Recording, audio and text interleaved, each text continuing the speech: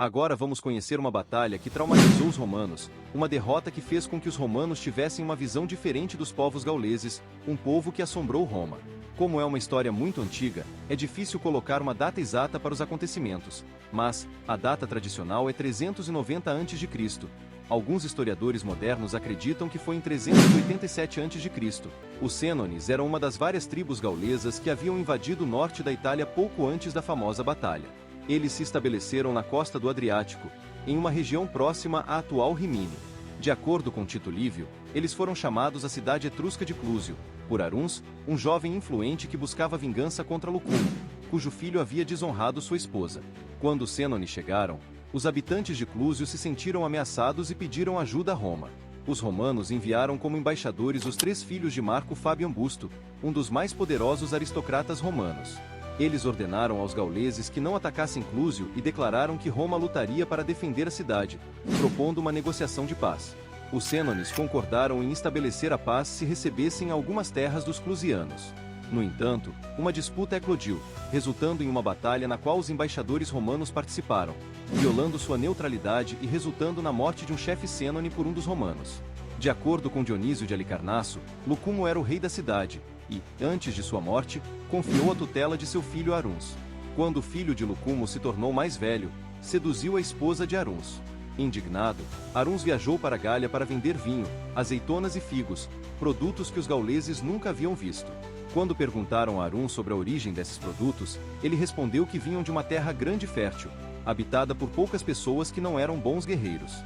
Aruns incentivou os gauleses a expulsarem os habitantes dessa terra e a desfrutarem de seus frutos. Convencidos, os gauleses decidiram invadir a Itália, dirigindo-se a Clúsio para fazer guerra. Quando Quinto Fábio, um dos embaixadores romanos, matou um líder gaulês, os Sênones exigiram que os irmãos Fábios fossem entregues para serem punidos. Ao chegarem a Roma e exigirem a entrega dos 3 irmãos, o Senado, pressionado pela influência da poderosa família Fábia, evitou tomar uma posição direta. Para se eximirem da responsabilidade em caso de uma possível derrota dos gauleses, encaminharam a decisão ao povo.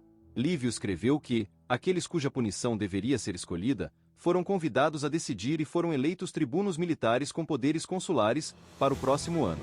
Os gauleses ficaram furiosos porque aqueles que violaram a lei das nações foram honrados, e marcharam para Roma. Tito Livio escreveu que, em resposta ao tumulto causado por seu rápido avanço, cidades aterrorizadas correram para as armas e os camponeses fugiram. Mas os gauleses indicavam, por meio de seus gritos, onde quer que fossem, que seu destino era Roma. A quantidade exata de combatentes envolvidos na Batalha do Rio Alha não é conhecida. Plutarco menciona que os romanos tinham 40.000 homens, mas que a maioria não tinha treinamento nem estava acostumada com armas. Dionísio de Alicarnasso relata que os romanos possuíam 4 legiões bem treinadas e muitos cidadãos não treinados, totalizando aproximadamente 35.000 homens. Diodoro Sículo indica que o exército romano contava com 24.000 soldados. Tito Livio não especifica números.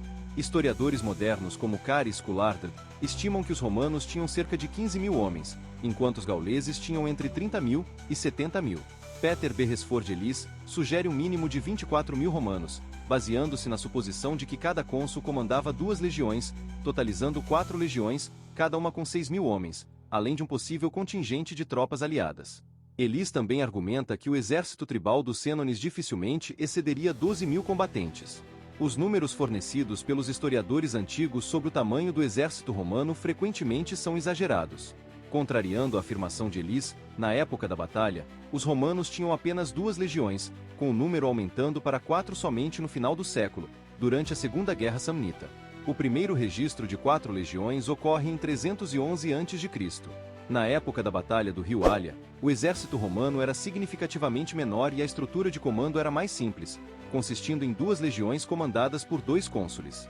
A Batalha do Rio Alha ocorreu no início da história da República Romana, durante um período em que o consulado era alternado e Roma era governada por tribunos militares com poder consular, conhecidos como tribunos consulares. Em 390 a.C., ano tradicional da batalha, Roma era comandada por 6 tribunos consulares, o que torna obsoleta a afirmação de Beresford Ellis de que os romanos tinham 4 legiões, 2 para cada um dos 2 cônsules. As legiões romanas na época contavam com 6.000 homens apenas em ocasiões excepcionais. No início da República, cada legião tinha aproximadamente 4.200 homens, aumentando para 5.200 em períodos posteriores, embora raramente estivessem em plena força. É provável que o exército romano na Batalha do Rio Alha fosse significativamente menor do que as estimativas mais altas sugerem. A população de Roma também deve ser levada em consideração. Nos primeiros dias, Roma era uma cidade-estado de importância regional, com um território que não se estendia além de 50 quilômetros da cidade. Cornell observa que as estimativas da população de Roma no final do século VI a.C.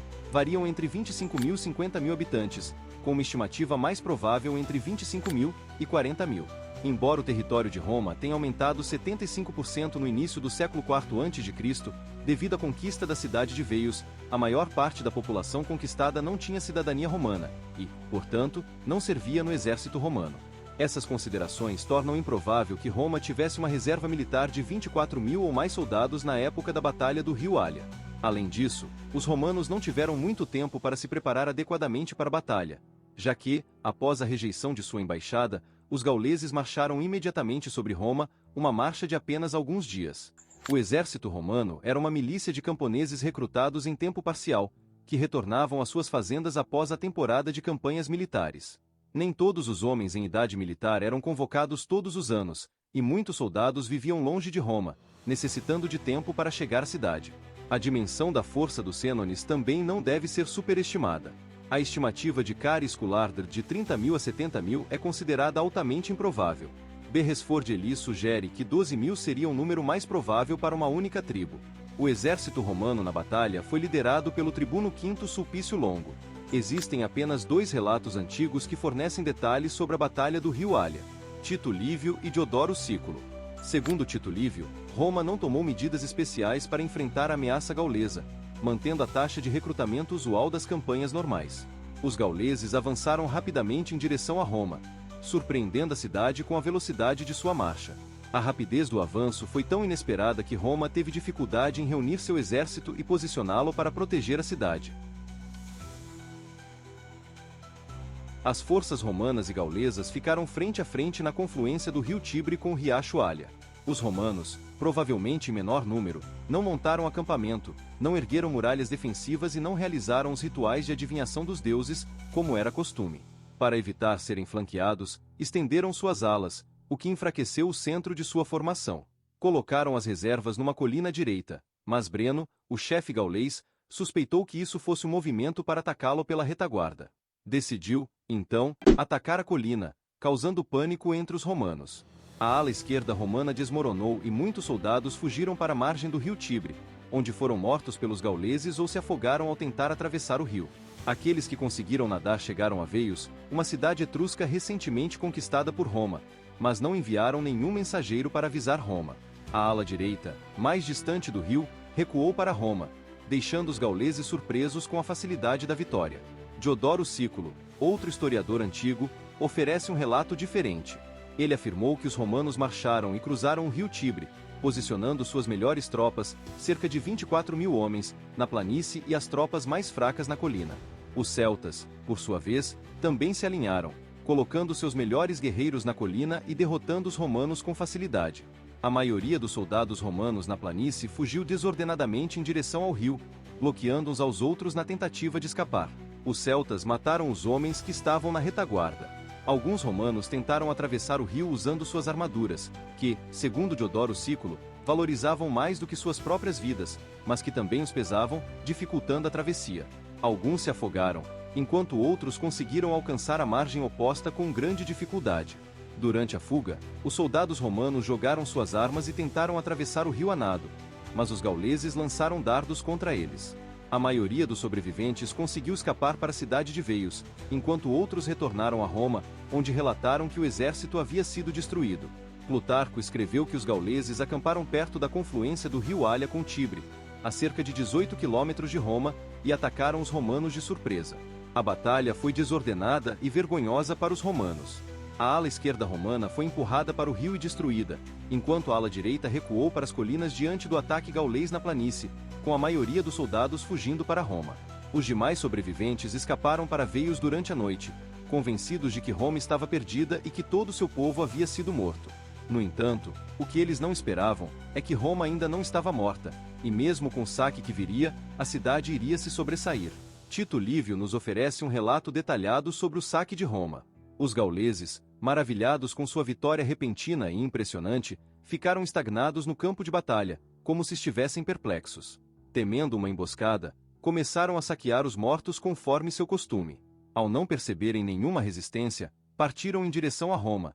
Chegando lá antes do anoitecer, encontraram os portões da cidade abertos e as muralhas desertas, o que os surpreendeu ainda mais. Optaram por não lutar à noite em um território desconhecido e decidiram acampar entre Roma e o rio Ânio.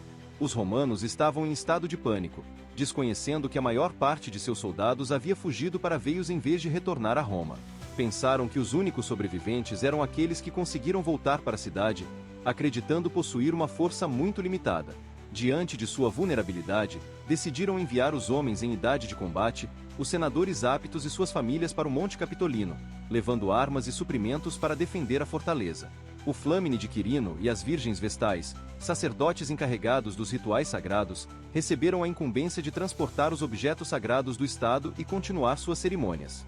A situação era tão crítica que os idosos foram deixados na cidade, e os antigos cônsules permaneceram com eles para ajudá-los a aceitar seu destino. No entanto, muitos idosos seguiram seus filhos até o Capitólio, e ninguém tentou impedi-los.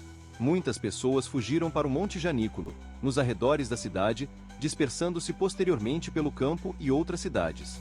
O Flâmine de Quirino e as virgens vestais conseguiram levar apenas alguns dos objetos sagrados, enterrando o restante ao lado da capela junto à casa do Flâmine, antes de seguirem para o Janículo com o que podiam carregar. Lucius Albinus, ao deixar a cidade com sua carroça, avistou um grupo de pessoas caminhando. Imediatamente, ordenou que sua esposa e filhos descessem do veículo, oferecendo carona aos sacerdotes e aos vasos sagrados de Roma até Caere, uma cidade etrusca aliada localizada na costa. Os antigos oficiais de Estado, resignados ao seu destino, vestiram suas roupas cerimoniais e adornaram-se com as insígnias de suas antigas posições de honra. Sentaram-se em cadeiras de marfim na frente de suas casas, aguardando o que estava por vir. No dia seguinte, os senones entraram na cidade através da Porta Colline, dirigindo-se ao Fórum Romano. Deixaram um pequeno destacamento para se proteger contra possíveis ataques no Capitólio e se espalharam pelas ruas em busca de saques. A cidade parecia deserta. As casas dos plebeus estavam barricadas, enquanto as mansões dos patrícios permaneciam abertas. Os gauleses hesitaram mais em entrar nas casas abertas do que nas fechadas, impressionados pela imponência dos patrícios idosos sentados em seus pórticos.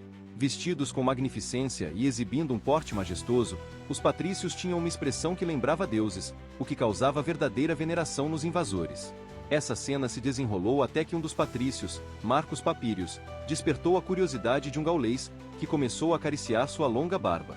A reação do patrício foi um golpe com seu cajado de marfim, o que levou à sua imediata execução. Após essa primeira morte, os demais patrícios foram massacrados em suas cadeiras, e as casas foram saqueadas e incendiadas. Tito Livio narra que, apesar dessa violência inicial, os incêndios não foram tão extensos quanto se esperaria numa captura de cidade.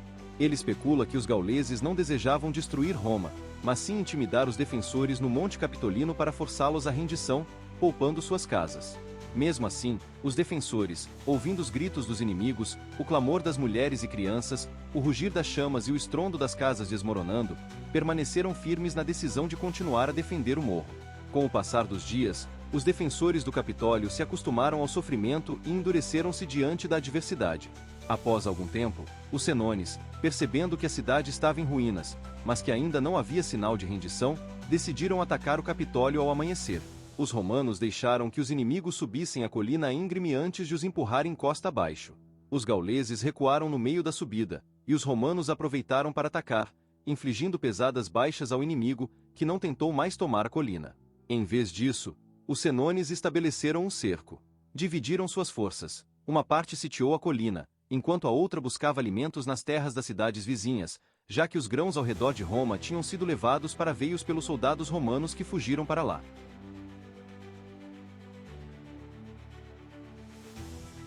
Alguns gauleses chegaram a Ardea, onde Marco Fúrio Camilo, um renomado comandante romano exilado devido a acusações de peculato, estava.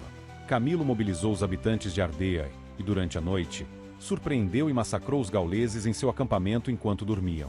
Outros gauleses foram cercados perto de Antium pelos cidadãos locais. Enquanto isso, em Roma, a situação estava relativamente calma.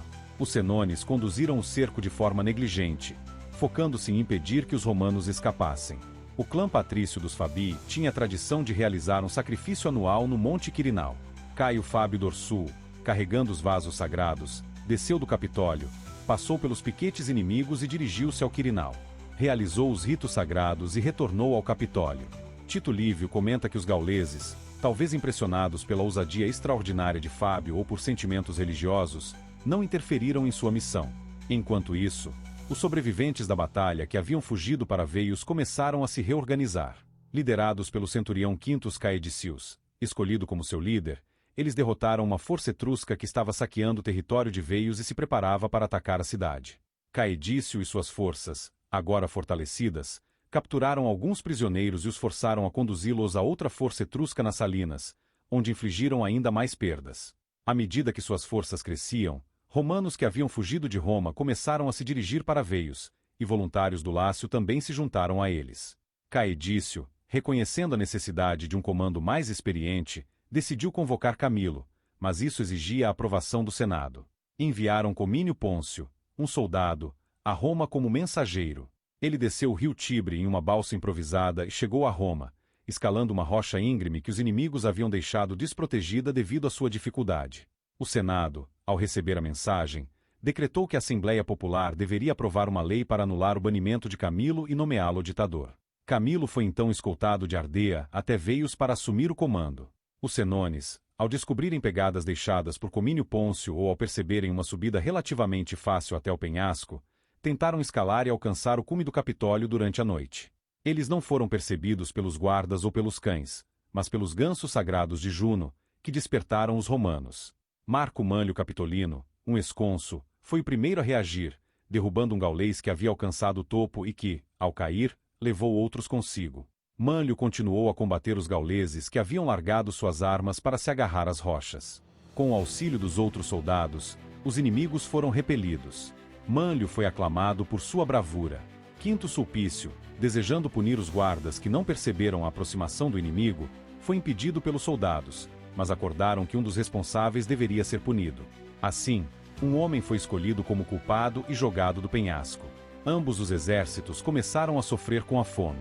Os gauleses, acampados em terreno baixo entre as colinas queimadas pelos incêndios, também enfrentavam a peste, com muitos morrendo devido a doenças e ao calor.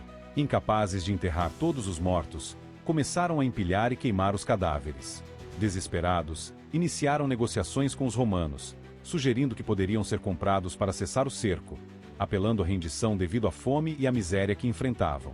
Os líderes romanos, aguardando a chegada de Camilo com o exército de Veios, recusaram qualquer acordo inicial. Contudo, os soldados famintos eventualmente pediram uma rendição ou um acordo de resgate nas melhores condições possíveis. Quintus Sulpicius negociou com Brennus, o líder dos senones, e concordaram em um resgate de 1000 libras de ouro. Os senones, entretanto, trapacearam a usar pesos maiores para pesar o ouro. Quando os romanos protestaram, Brennus jogou sua espada na balança e exclamou: "Vai victis! Ai dos vencidos!" Pagar aos senones para que deixassem a cidade foi uma humilhação para os romanos.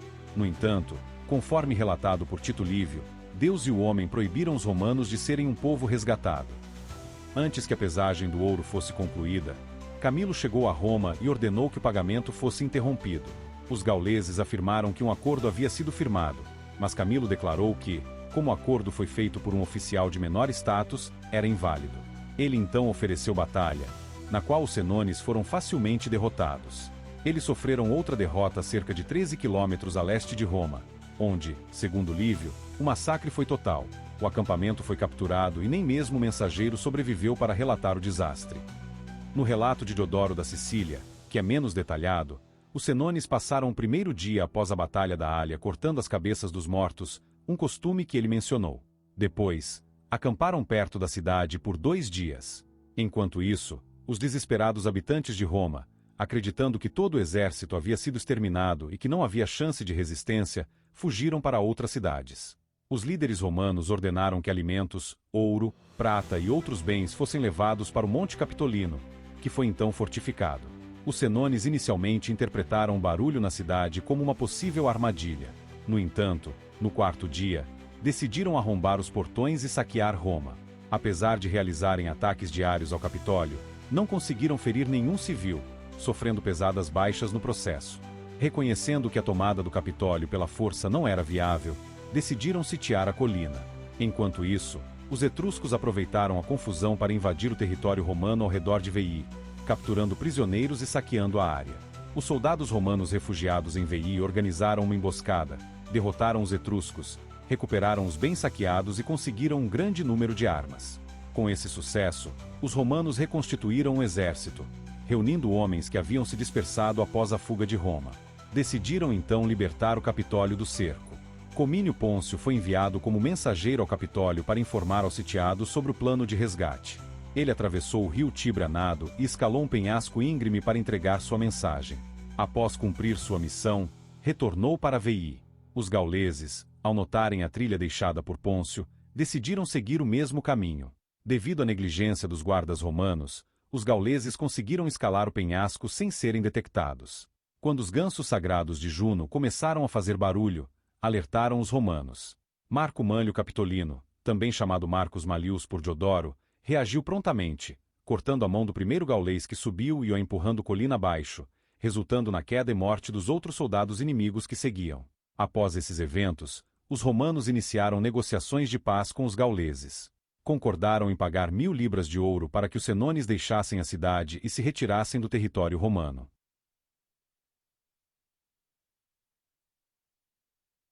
Plutarco descreve um cenário de destruição e massacre ainda mais severo que o relato de Tito Livio.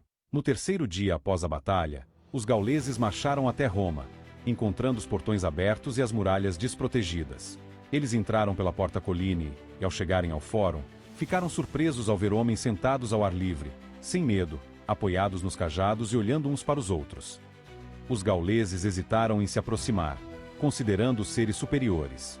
No entanto, um gaulês ousou acariciar a longa barba de Papírio Marco, que retaliou com um golpe de seu cajado. Os gauleses então mataram todos os homens presentes, saquearam e queimaram as casas por vários dias. Os defensores do Capitólio resistiram bravamente e repeliram o ataque. Em sua fúria, os gauleses mataram todos que capturaram, incluindo mulheres, crianças e idosos. Os invasores permaneceram em Roma logo após os idos de julho e só se retiraram por volta dos idos de fevereiro, 13 de fevereiro, resultando em um cerco que durou 7 meses. Plutarco também relata que alguns gauleses chegaram a Ardea, onde Camilo mobilizou a cidade contra eles e lançou um ataque vitorioso. Ao receber a notícia, as cidades vizinhas convocaram seus homens em idade militar, especialmente os romanos que haviam fugido para Veii. Eles queriam que Camilo assumisse o comando, mas insistiram que isso só poderia ser feito legalmente. Plutarco então conta a história de Comínio Pôncio e sua missão ao Monte Capitolino. Como a ponte sobre o Tibre estava guardada pelos gauleses, Camilo atravessou o rio a nado, usando pedaços de cortiça para flutuar, e dirigiu-se à Porta Carmental. Ao chegar ao topo do Capitólio, o Senado nomeou Camilo como ditador. Ele então reuniu soldados dos aliados e marchou para Veii, onde encontrou um exército de 20.000 soldados prontos para lutar. Após o episódio dos gansos sagrados de Juno, que alertaram os romanos sobre a tentativa de invasão noturna dos gauleses, a moral dos invasores caiu.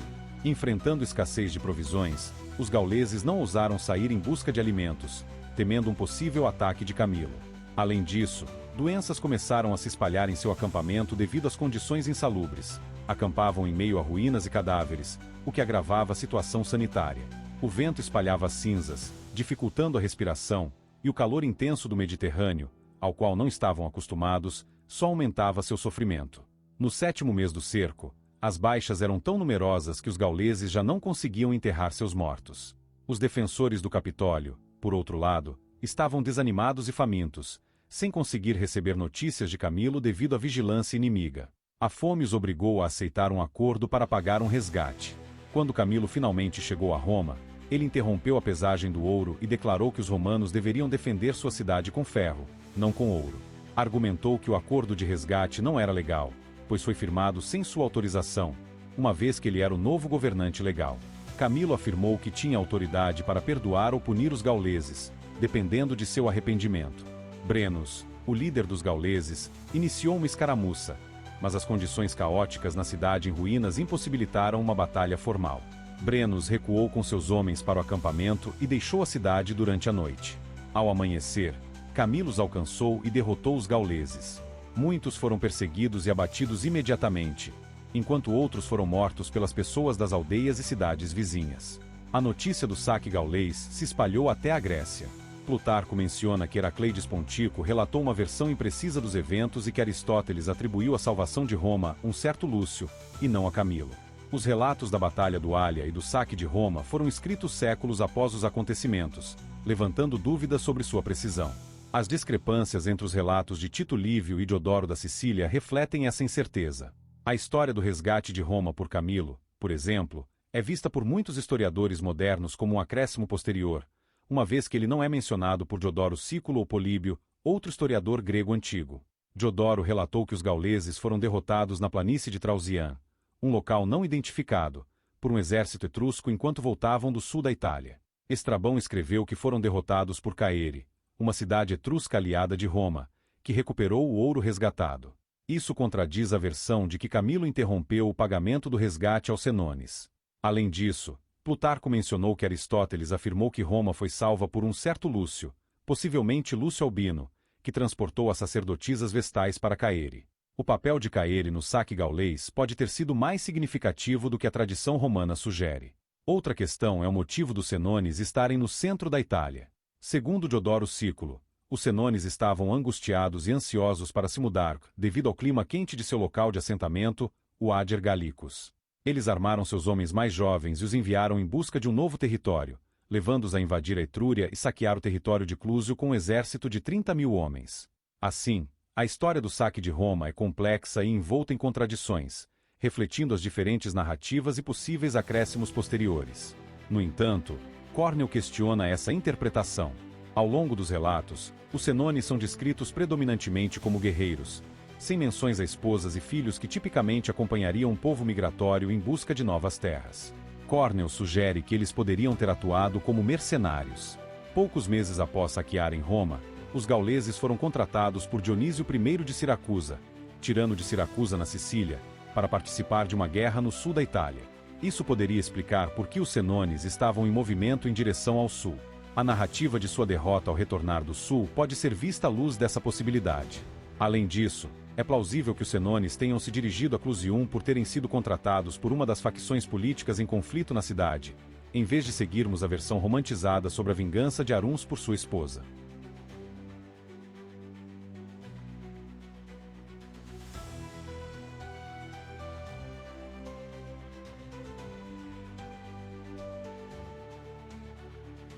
Após o saque gaulês, Roma enfrentou uma série de desafios que resultaram em conflitos prolongados com os povos vizinhos. Em conjunto com a Liga Latina e os Hérnicos, Roma dedicou grande parte do século V a combater os volscos e os équios, que habitavam ao sul. O saque também provocou ataques dos volscos e das cidades-estado etruscas no sul da Etrúria, levando Roma a responder com vigor. Esses eventos desencadearam o colapso das alianças romanas com a Liga Latina e os Hérnicos, além de rebeliões em várias cidades latinas. Nos 32 anos seguintes, Roma lutou incessantemente contra volscos, etruscos e cidades latinas rebeldes. Em 389 a.C., os volscos acamparam perto de Lanúvio, uma cidade latina. Camilo, um líder romano, os derrotou e devastou a região rural dos volscos, forçando sua rendição. Roma consolidou seu domínio sobre os pantanos pomptinos, no sul do território volsciano, conforme registrado por Tito Livio. No entanto, os volscos continuaram a ser uma ameaça. Camilo então avançou contra os équios, que estavam se preparando para a guerra, e obteve outra vitória decisiva. Os etruscos capturaram a colônia romana de Sutrium, ao sul da Etrúria, mas Camilo os repeliu com sucesso. Em 388 a.C., os romanos devastaram o território dos équios para enfraquecê-los e realizaram incursões no território da cidade-estado etrusca de Tarquini, capturando e destruindo cidades como Cortuosa e Cobra. Poucos anos depois do saque, Roma deu início à construção de novas muralhas, um empreendimento significativo que envolveu cerca de 11 quilômetros de extensão. A obra utilizou alvenaria de melhor qualidade do que as antigas muralhas, que foram construídas com um tipo de tufo local, conhecido como Capella Claxio, ou Grota Oscura, proveniente de Veii, uma cidade conquistada recentemente.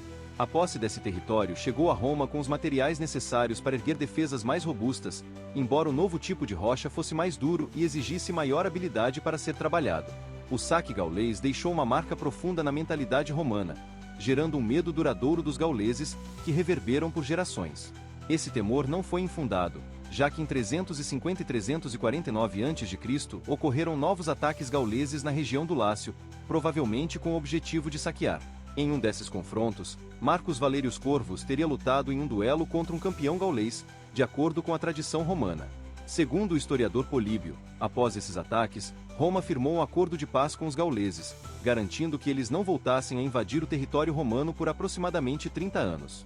No entanto, mesmo com a vitória sobre os senones na Batalha de Sentinum, durante a Terceira Guerra Samnita, 298-290 a.C., o medo dos gauleses continuou a assombrar o povo romano.